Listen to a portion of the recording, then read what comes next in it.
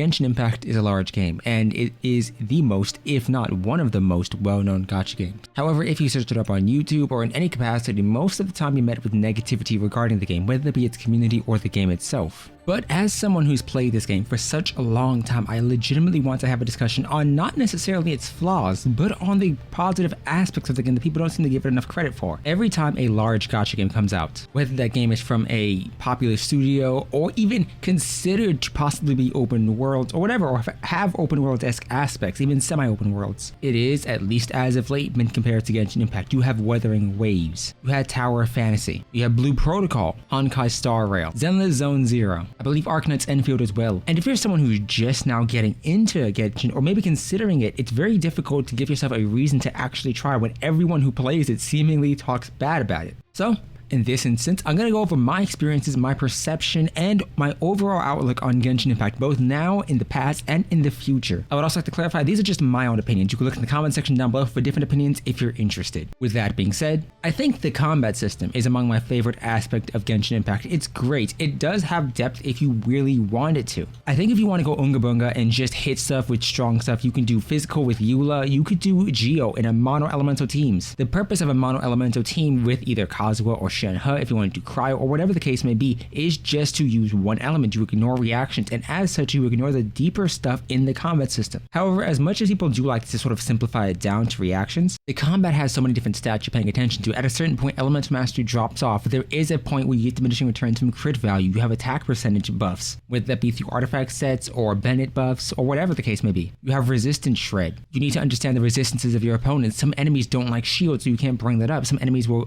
punish you or in some way diminish the effects of what your abilities can do. The Aeon Black Drake, for instance, as an example, can gain a resistance. It means that the combat doesn't necessarily stay the same, and if it were to hypothetically stay the exact same, then you would be running, or any player would be running, the exact same team they have since day one. Now, this is not just in reference to the Abyss. Everyone likes to equate the Genshin Impact's main game, the main story, or even the endgame content itself to Abyss. Nothing matters if your characters can't clear Abyss, and nothing matters if there is no endgame to complete. However, I think that overall diminishes the concept of Genshin. It's not just the combat. If it was just the combat, it could be literally anything. It could have an endless mode and people would play it. Yes, the combat's important. Yes, Abyss is important, but you do have different things, different events. Some will try to focus on combat, but you have other styles. You had Theater Mechanicus, you had Wind Trace. There's different styles and actions they want you to engage in. We have TCG that's added now, but even if you're ignoring all of that and you just want to focus on the combat, maybe you are only interested in the combat itself, it's not only limited to the Abyss. Weekly bosses and world bosses can take a lot of effort depending on who you are. Artifact farming, and if you're talking to any player, artifact farming is basically the end game for them. I have a couple favorite characters, and yes, they can be from a design standpoint. You could enjoy the way a character looks and say, I want to build them to be the best they are. But then another character comes along, and another character, and you're constantly chasing off against something you really like. I like Zhongli, I like Raiden, I like Xiao, I like Ganyu. That's a lot of characters to build right off the bat. With Nilo, Nahida, Yoimiya, Hu Tao, Yelan, Xingqiu, Chongyun, Razor. There's a bunch of characters that I legitimately do enjoy the either gameplay or the aesthetic of, and as a result I want to make them strong, and so artifact farming does take up a lot of my time, but it's not like the artifact RNG is so god awful that there's no point in doing it.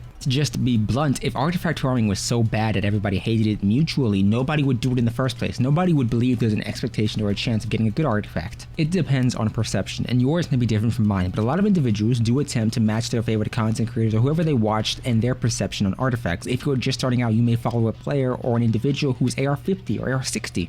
And what they may value in an artifact could be entirely different from you. If they want energy recharge, elemental mastery, and then crit damage with about 50 or even 45 plus CV, that is an extremely high rarity and high value artifact. But as a result, as a lower AR player, you may end up throwing out a bunch of potentially good pieces, or even just a bunch of good pieces in general because you didn't give them a chance. And so individuals usually run into a system where they hit a wall because they won't progress, because they can't get good artifacts, because they're not looking at the artifacts they currently have and they're comparing them to what people have farmed for 2 or 3 years for. But that's just one standpoint. Let's move on to the others, and that's the characterization. I plan on doing a deeper dive into the characters of the game, but overall, Genshin puts a lot of effort into the characters themselves. The individual story quests, the voice lines, the combat style, every animation is different. Hey, nobody may use Raiden's normal attack, but it is still very pretty and unique. Even little additions to characters' elemental burst or different styles, like the fact that Raiden sheathes her sword in a way that isn't founded in Inazuma, or more specifically in a way that's much older in origin than the Inazuma sword styles. You have unique features that realistically a lot of people don't pay attention to. If you don't pay attention to lore and you don't care about the characters themselves, yeah, you may not see and you may not interact with any of this, but overall it is very unique and very nice. As much as people want to diminish Genshin down to the combat, we've had a lot of additional features added in that do show that the game does and has gotten better. Artifact Strongbox, weekly boss discounts, the teapot itself, TCG, transient resin in the teapot, additional outfits, new outfits for 5-star units like D-Luke, characters being added to the standard banner,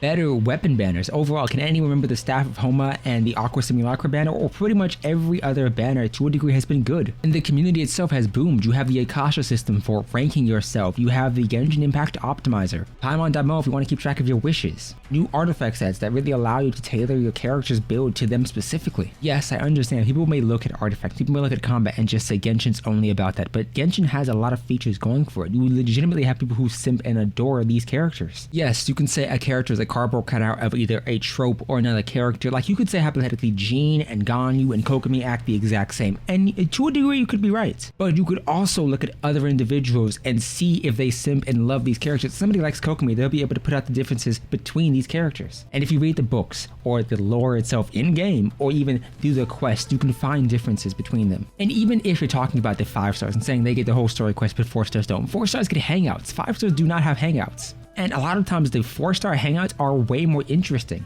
I adored a Chongyun's hangout. 4 stars are usually more featured in events. While a 5-star could be the theoretical focus of an event with one quest, that is one quest you can do one time, a 4-star character may have an entire hangout with 8 different endings. And that may interest you a lot. It's easy to find someone you like and really get attached to. The exploration is another thing. It's extremely fun. I've 100%ed Inazuma, all of Sumeru, including the new region. I've unlocked and maxed out my trees in both areas, as well as the Amrita pool. I've 100%ed the chasm and plan to do so with Leo and Mondstadt, as well as Enkonomiya, which is already 99%. People don't give that enough credit. I do think that yes, if you are solely focused on what you can do to progress your account, resin is an issue, but resin isn't the only thing you need. You need to farm enemies for boss mats. You need to farm enemies for the mob drops. You need to farm enemies in general for the talent materials. And the game doesn't limit you on the mob drops. I've gone around Inazuma without resin just to farm up the handguards that I needed for Yae Miko and Raiden herself. And I still needed them. Resin didn't help me with that. Resin was just there for me to do something else once I had it.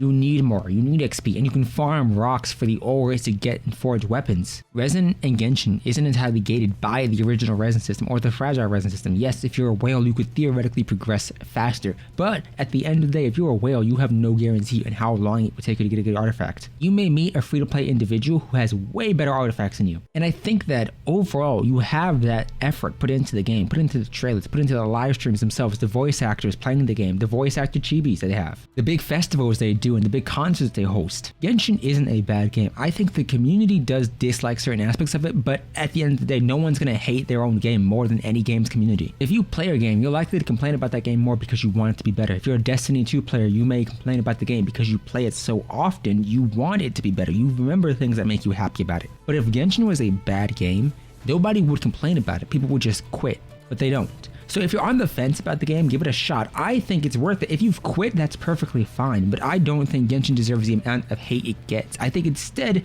Genshin should at the very least be considered for the amount of positives it has. But that's my opinion. This is off the cup, not scripted, whatever, so I may have missed the points. Tell me yours, and consider subscribing.